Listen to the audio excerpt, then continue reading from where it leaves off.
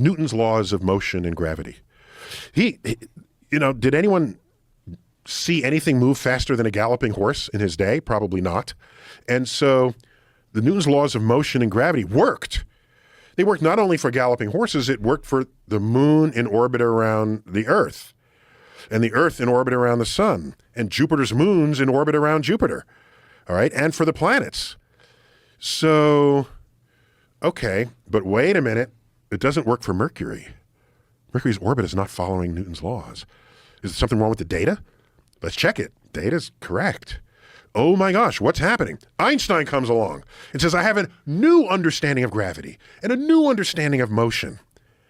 And it accounts for this weirdness in Mercury's orbit. What was the weirdness? Its shape was not exactly what Newton's laws of gravity would give you. Its shape could only be accounted for when you throw in Einstein's theory of general relativity.